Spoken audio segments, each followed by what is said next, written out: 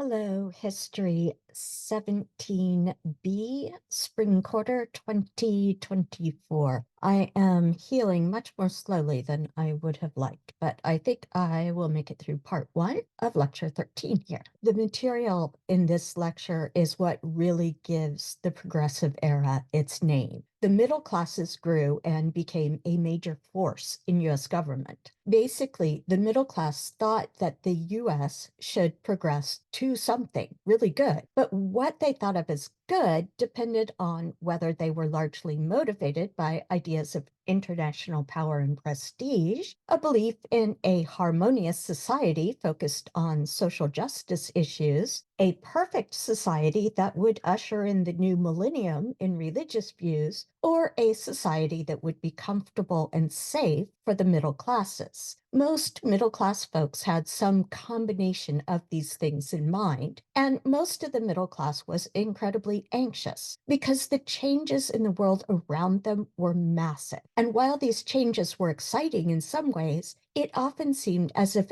everything they understood was falling apart. I put this slide, Sunday Saloons, and it's got the Save the Children, and we will get to this idea of saving the children as we go on. As the middle classes grew in size and political influence, they tried to solve problems and set the US on the right course to greatness, whatever that meant to them personally. Although some strategies and goals overlapped at times, others could run in entirely opposite directions. For example, everyone might agree that urban poverty and children dying in factories were problems, but whether they should be fixed with government assistance to the poor or measures to improve the morals of the working class, or private philanthropy, or legal controls on big business, education, or tougher laws and more prisons, or some combination of all, or something else entirely, could be a source of profound disagreement. This is a lecture that will be in two parts. In parts one, we will look at the growth of the federal government and civil service reform, stamping out vice, evangelicals, the family, and the argument for difference, and the news, yellow journalism, and muckraking. In part two, when we get there, we will look at ways that the middle class really did try to think through how to make a difference in the real world and make life better for other folks. So we'll be looking at good intentions, mostly laws, settlement houses, clubs, and organizations to right wrongs. The debate over the role of government in solving social problems, whether at the state or federal level, became a greater issue over the period from the 1880s to 1920 because of the massive changes in pretty much every aspect of the US. I'm mainly going to stick to federal government here in this lecture. In the Gilded Age, 1880s to 1900, sort of, the federal government dragged its feet on control, reaching in sometimes, but largely letting business and bank owners operate freely. This would shift completely by around the end of the progressive part of the era, whether you end it at World War I or 1920. When we started this class, we looked at the three branches of US government: legislative, executive, and judicial. At the time, we paid particular attention to the legislative branch, and especially the way that representation, which translates into legislative power, was awarded as new states became official parts of the United States. By the time we are finished with the progressive era, the federal government is starting to look a little bit more like this. Each branch has multiple parts, but the executive branch has positively exploded. There are departments and boards and commissions and services and more. I've put a recent list below Pop Culture C in the Canvas site. You should just scroll through that to get an idea of just how very much the federal government has had to grow with the country, even up to this point now. This makes sense. The US went from looking like only the dark green in the map on the left to looking like the entire map on the right. The federal government would need to set guidelines on land use and ownership, transportation systems, communications, businesses that crossed over multiple states in either production, marketing, or both, banking, currency, and ever more. Meanwhile, the population of the US was expanding, as we see in the yellow area here on this graph. The population continues to rise with a little blip at World War II here, but the yellow region, Module C, is where that change really takes off. The population chugs along in the green region, but starts to skyrocket in ways the middle class found alarming around the turn of the century. At that time, much of its growth was driven by immigration. All of those people meant issues not just of immigration, but of housing, employment, education, labor, voting, consumer safety, worker safety, child safety, financial security, on and on. The federal government had to fit into all of that in some way, and that meant more departments to see to new issues and more employees within departments. The bigger the government got, the more difficult it became to keep track of who was doing what, and more to the point, how they got the job. Getting government jobs had never been exactly fair. There were always open or hidden rules on race, sex, and class. And if you think about the earliest US governments with people like George Washington and Thomas Jefferson, everyone in the governing class basically knew one another. But now there were issues like some party bosses or employer granting favors to subordinates who managed to wrangle more votes from groups at the bottom like immigrants and workers. That exchange of political favors, including jobs, in return for getting votes is called the spoils system. And we see that in this cartoon from the time on this sign. It says, "Down with the spoils system." That's what it's talking about. Government jobs are called civil service jobs. And the bigger the government got, the more of these went to the middle classes, not just those at the top. The middle classes felt like they should have what they considered a fair shot at getting any job for their ability to do the job rather than who they were friends with. In other words, a merit system. And you can see that here, the merit system for all government jobs, civil jobs for ability. These folks started to call for big changes in federal hiring practices, or they called for civil service reform. And you see that in the sign on the left, the Civil Service Reform League. This is one of those cases where ideals and self-interest overlap, but the ideals are put on hold for anyone outside of your group. The ideal is what you see on the left. The man being given the job is qualified by his efficiency and honesty rather than anything else. The reality was that most of the push for civil service reform came from white Protestant men born in the US. They weren't keen on immigrants from anywhere, and they also were not keen on Black people in the South.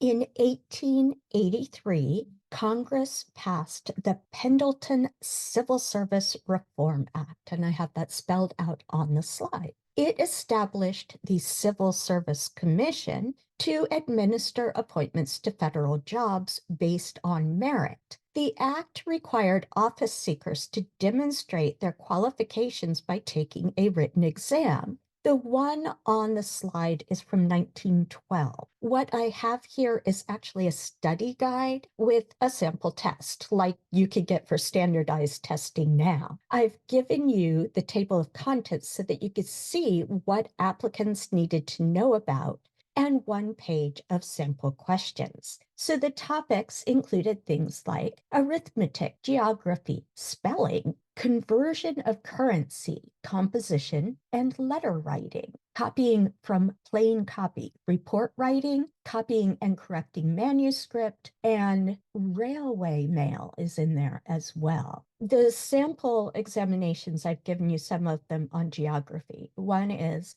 name states as follows. 2 that border on both the Ohio River and Lake Michigan, 2 that border on both the Potomac River and Chesapeake Bay, 2 that border on both North Carolina and the Savannah River, 2 that border on New Jersey on the west, 2 that border on Arkansas on the south. I would not be able to do that off the top of my head, but also I don't need to anymore because I can look these things up. At the time, no internet. Name 4 states that border on both Illinois and the Mississippi River and the capital of each. What and in what state is each of the following? Baker, White, Matagorda, Tulare, Great Kanawha, Albemarle, Mobile, Buzzards, Katahdin, and Shasta.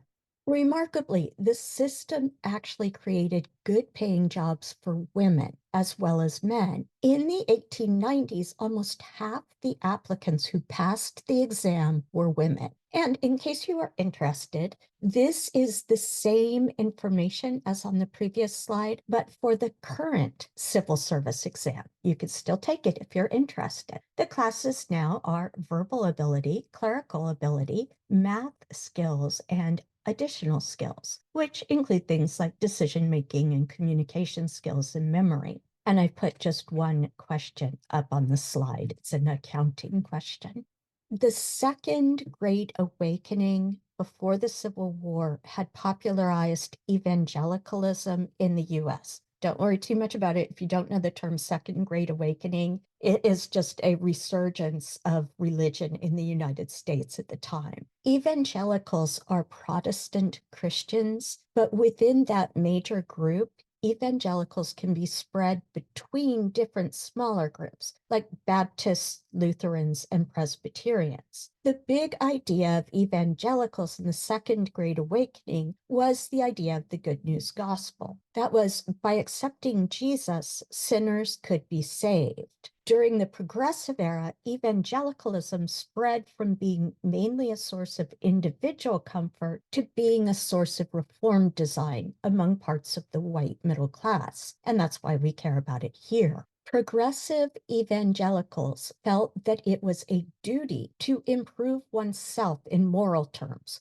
for the good of society and the nation. Members of this particular group were pretty much all middle class and white, although their ideas influenced other groups as well as policy, and people who were not strictly evangelical joined public advocacy groups grounded in evangelicalism. Likewise, evangelicals supported the work of secular reformers who aimed to do things that fit with their view of society, like eliminate child labor. So there was a lot of complicated crossover and interweaving. And the image I have on the slide is an advertisement for a temperance convention. And we are about to talk about that. The most famous anti-vice program was temperance, which moved into prohibition, not quite the same thing. Temperance means limiting alcohol consumption. Prohibition means complete avoidance of alcohol. While this is the most famous cause, progressive evangelical reformers also lobbied against sex work, pornography, gambling, and fighting, among other things. The temperance movement was largely led by women and sometimes crossed over with suffrage associations, as well as with anti-suffrage groups. The anti-vice movement can seem confusing where it crosses over with other reforms and where it encodes negotiations of power by sex intersecting with racism and anti-immigration pressure. Let's dig under the veneer of concern with vice and look at the deeper concerns motivating this group. And this ad says, drinking debauches and destroys mankind. The major forces behind anti-vice campaigns bought into the idea of separate spheres completely. The idea dates to the Enlightenment, but really came of age with the Victorians in England and their counterparts in the US. Separate spheres rests first and foremost on the idea that men and women are fundamentally different in every way. Men, according to this, are aggressive and love competition. That's why they were suited to the dog-eat-dog capitalist world of the 19th century. Women, in this view, are timid and only want to have children and create a safe domestic space for their family. If men's barbarism is not countered by the gentleness of women, or if women step out of their soothing role, then everything could fall apart. This image on the slide sums up both the obvious and the slightly obscured requirements of separate spheres. You know, I've been arguing it wasn't a reality for most people. In this image, the mother is sewing. The father has just come back after work. The dog at their feet symbolizes marital fidelity. Now, reading a bit more, the skin and hair color on the women, blonde and fair, are not accidents of the models chosen by the artist, but are part and parcel of this particular progressive view. The father is involved in business, not in any form of manual labor, be it in farm or factory. And we can tell that by his clothing. The mother, likewise, is not dressed for work, even housework. She would have at least one maid and a cook to do things like cleaning and laundry and cooking for her. The room overall and its furnishings, both size and furnishing, screams money. The little girls are sweetly sewing. Being girls, they have no urge to run around and be loud, because we know female children never want to run around. The child the father is playing with is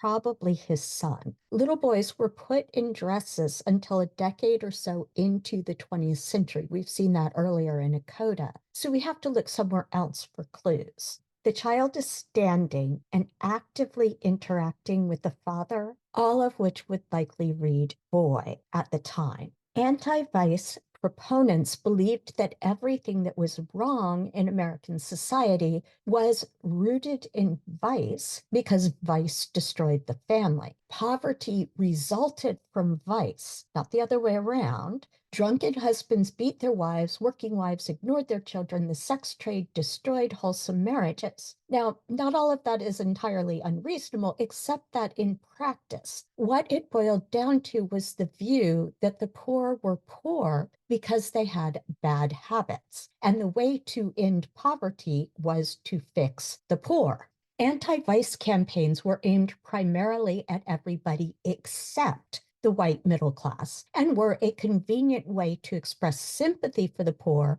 while also blaming them for their own situation. The stereotypical drunkard was poor. And guess who was poor? New immigrants, Black people, basically folks who did manual and factory labor. If they would just clean up their act, they would not be poor anymore. That's what these images are showing. So here, even the children are getting alcohol. And this, of course, is an incredibly anti-Irish image. In the lower two of these images, there's also the suggestion of buying votes of poor men with alcohol. I won't go into this, but I will say it was not entirely unfounded.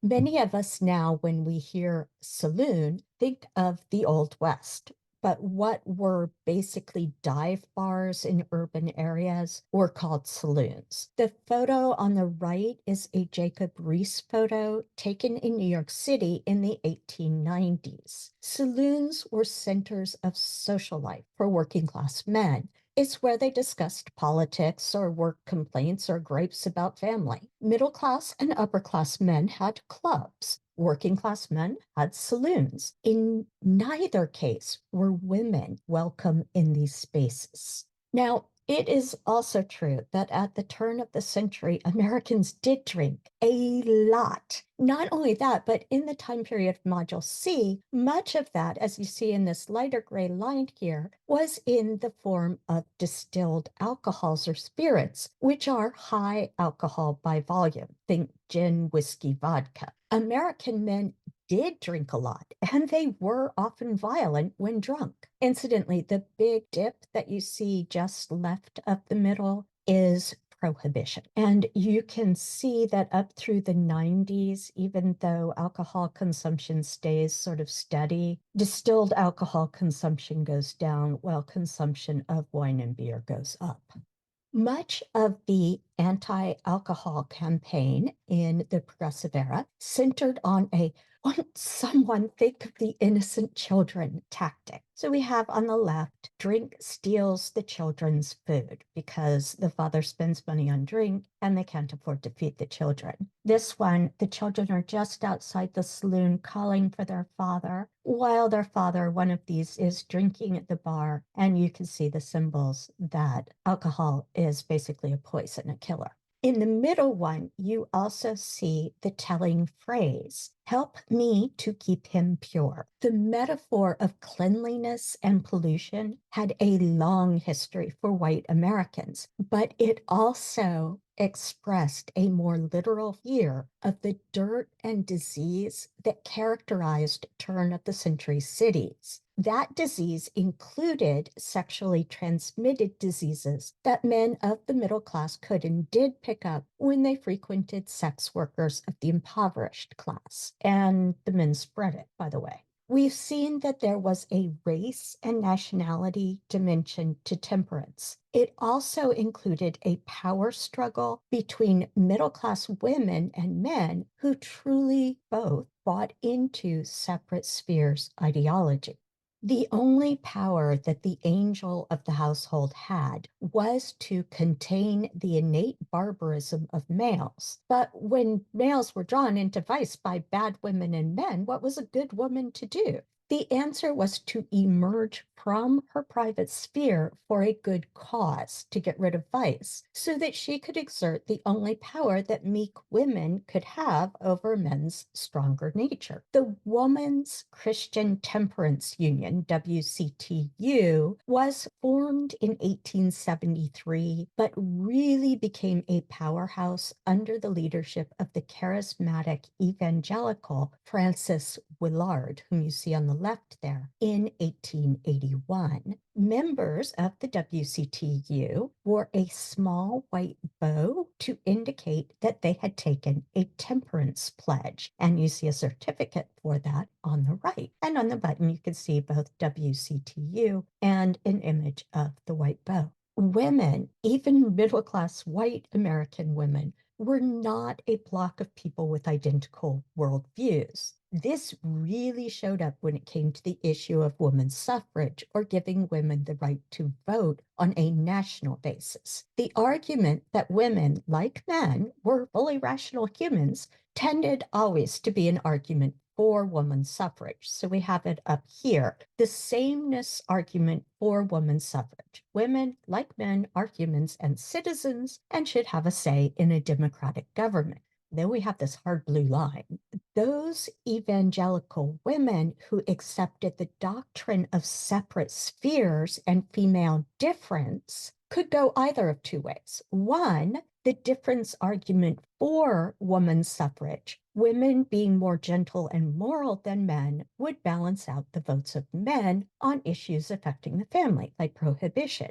But there was also the difference argument against women's suffrage. Women, being more gentle and moral than men, should stay in the home and not pollute themselves with politics. But each of these groups could be massively subdivided as well. The WCTU, Women's Christian Temperance Union, under Willard, officially came out in support of women's suffrage from the argument of difference. This argument also appealed to white women who argued that they should get the right to vote on the basis of race to balance out those votes from other people. This subgroup of the subgroup also tended to favor segregation and anti-immigration laws. People are often surprised that there were actually women who were against the women's right to vote, but there were. Many of these were white women who were comfortably well off and who feared that a big change like voting rights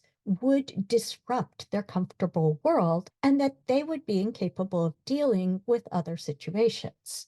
So that gives an idea of the complex set of motivations for evangelical women and campaigns against vice. What about men? There were men who joined mainly women's groups. They were not infrequently mocked by other men, including evangelical men, for being effeminate and weak because this was a contest on many levels. Perhaps the most famous man to forge on with his own anti-vice campaign was Anthony Comstock. He was the sort that felt that sex as an act was foul and polluting because it involved intimate contact with a woman, and women were, in his view, inherently impure. Using an angel of the hearth wife for reproduction, preferably with everyone's eyes closed, could be tolerated. But anything else even suggesting sex to him, Comstock, was the worst kind of vice, and a lot of things suggested sex to him. Comstock was not hugely popular with any group except evangelical men. We have two cartoons here. The one on the left shows Comstock dragging a woman before a judge, and he says, "Your Honor, this woman has given birth to a naked child." The one on the right appeared in Life magazine in 1888 and was titled That Fertile Imagination. Comstock is shown arresting an artist for depicting a possibly naked woman almost totally submerged in a stream. Comstock is saying, "Don't you suppose I can imagine what is under the water?" And we also have this cartoon on the left, a dreadful predicament. "Oh, dear me," a woman says. "What shall I do?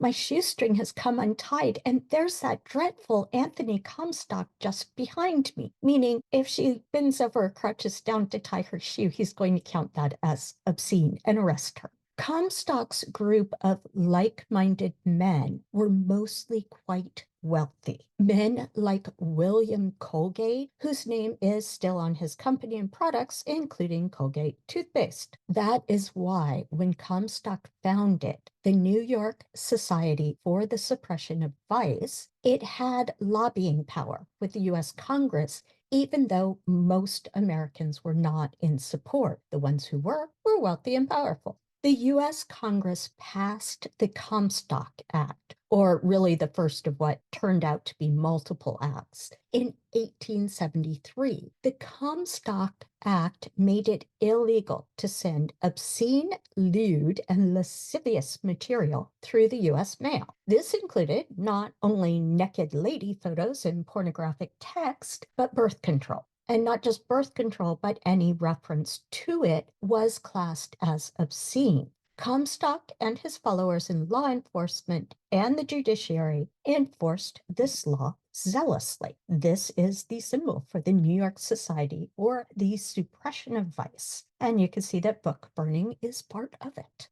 Lest you think that this law, the Comstock Law, was about protecting health or any concern at all for women or even for young men who might go astray, it was obvious to everyone concerned that Comstock's group was aimed at reining in women who made too many decisions for themselves. This was clear in many ways, but the wording of charges leveled against people arrested for breaking the Comstock Law were remarkably clear. The charges against one woman read, "By the syringes, which she recommends in cells, she places it in the power of wives to prevent conception." There's not even a pretense there that the concern is actually for young men and women who might be tempted into sin by the availability of birth control. It is the power that the wives might hold. And if you were wondering what a syringe is in this context, there's an advertisement for one on the right. It was basically a douche, and it was only sometimes successful at preventing pregnancy.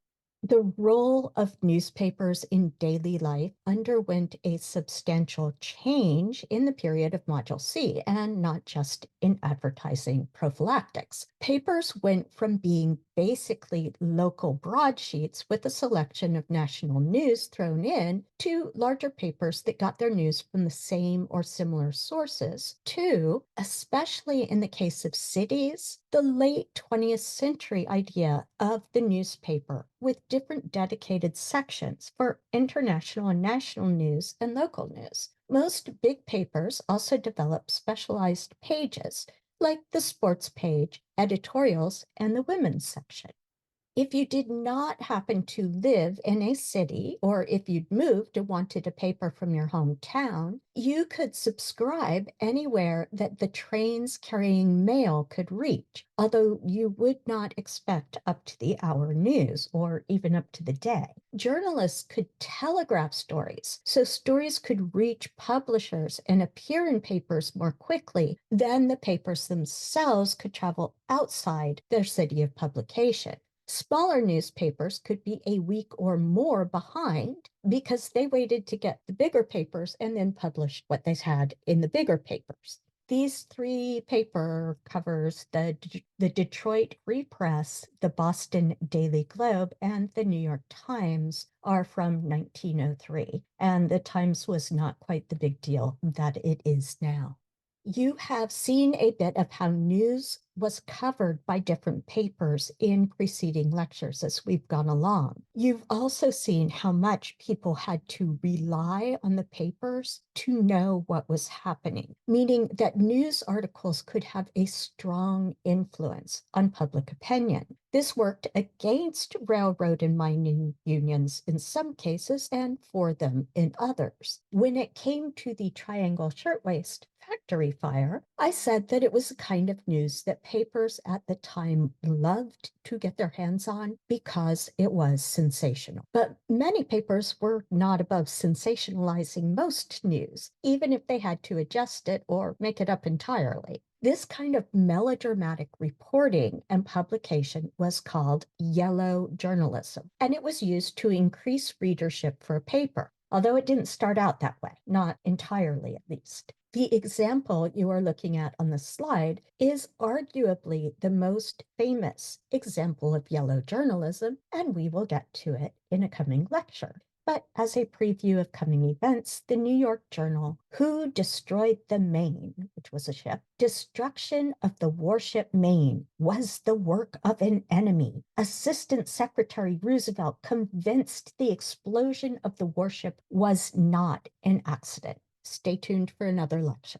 Going back to newspapers, the term yellow journalism is an odd one, and the reason for it is also a bit odd. The term emerged from a furious competition for readership by two New York City papers, the New York World and the New York Journal, or really between their owners, Joseph Pulitzer and William Randolph Hearst. Joseph Pulitzer, or Pulitzer if you prefer, whose name is on the Pulitzer Prize now, purchased the New York World in 1883. He used colorful, sensational reporting to draw attention to political corruption and social injustice. Within short order, his paper, The World, had also developed the largest newspaper circulation in the country.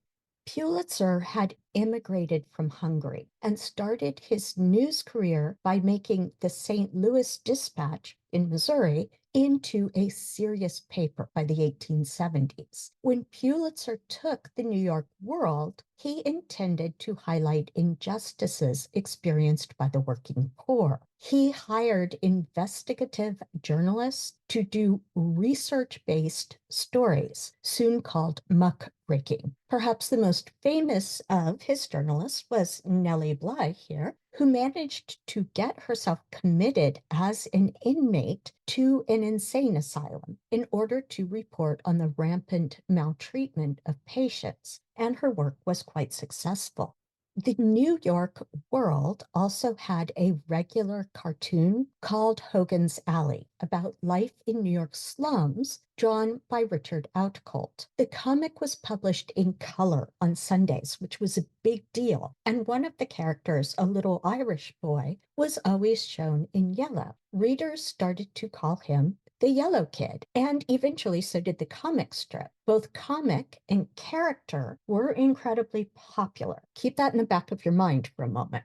William Randolph Hearst was the son of a mining tycoon, pretty much the opposite of Pulitzer. Hearst had built the San Francisco Examiner into a mass circulation paper. In 1895, Hearst moved to New York City and bought the New York Journal. He soon made it clear that he planned to outsell his competitors, especially Pulitzer's World, by doubling down on sensationalism, crusades, although he didn't really care about the issues at all, and Sunday features. Hogan's Alley was in color on Sundays. In other words, it was a Sunday feature.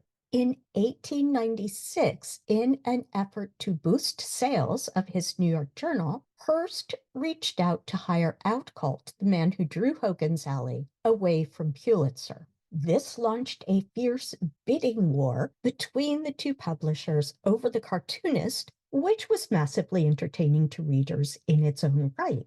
This battle over the yellow kid and a greater market share gave rise to the term yellow journalism. It also inspired satirical cartoons. Here you see both Pulitzer and Hearst dressed as the yellow kid fighting it out with one another. Once the term yellow journalism had been coined, it extended to the sensationalist style employed by the two publishers in their now completely profit-driven coverage of world events. Incidentally, Hearst ultimately won the battle and got out Colt, but Pulitzer refused to give up publishing the comic Hogan's Alley and just hired a new cartoonist to continue drawing the cartoon for his paper.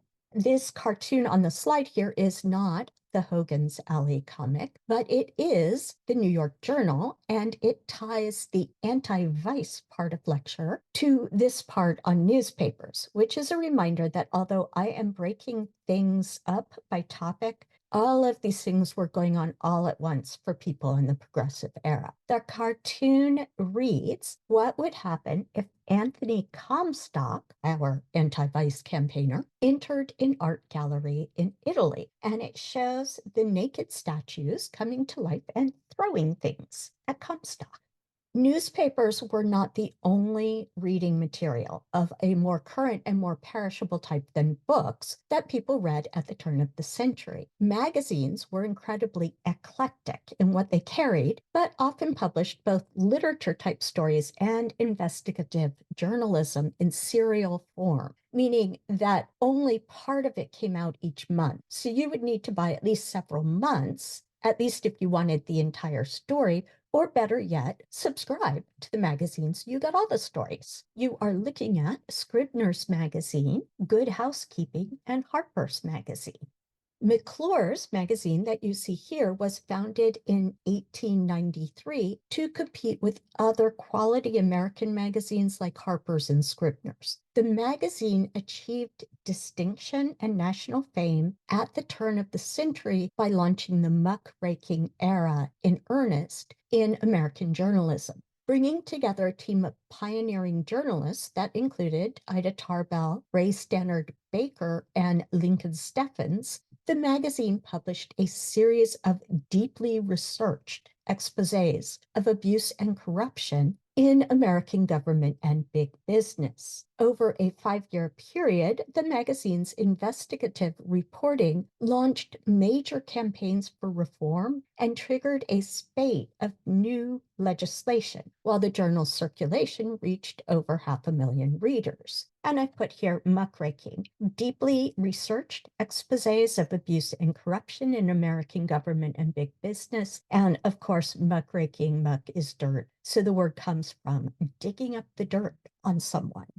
One of the key reporters for McClure's, Ida Tarbell, wrote articles on our old friend John D. Rockefeller and the Standard Oil Company. She publicly revealed how he had achieved a monopoly in refining and transporting and marketing oil. This appeared in serial form in McClure's magazine between November 1902 and October 1904, a 2-year period, before being published as a book, History of the Standard Oil Company, in 1904. Rockefeller was not best pleased and described Tarbell as Miss Tarbarrel. Tarbell wrote on other issues, including women's issues, but is perhaps best remembered for taking on Rockefeller. Another of McClure's high-profile writers, Ray Stannard Baker, started out in 1892 working for the Chicago Record. His experience there in Chicago shaped his outlook for the remainder of his career as he came face to face with the misery of Chicago's poor, soup kitchens, charity wards, and thousands of homeless, starving men in the streets. He later said, initially, my attitude was that of the frontier where I'd grown up. Bums, tramps. Why did they get out and hustle? Why didn't they quit Chicago? His attitude began to change after he tried unsuccessfully to help one such youth find a job. Baker claimed he was haunted for the rest of his life by this potato car boy. Baker was incredibly broad in his coverage of social issues. He did an expose on Andrew Carnegie's U.S. Steel, but also covered mining strikes, the Pullman strike, and the realities of life for Black Americans in the South, including lynching. Tarbell, Baker, and other muckrakers later left McClure's to start their own magazine. Of course, McClure's did not have a monopoly on muckrakers. We've already seen Upton Sinclair's The Jungle about meat packing in Chicago, and Jacob Riis's How the Other Half Lives, showing poverty in New York City. These and other muckrakers caught the attention of middle-class Americans, who then put pressure on political figures, including presidents. Some muckrakers were more successful than others, and some issues were better received than others. We will look at legislation that did and did not result in part 2 of this lecture.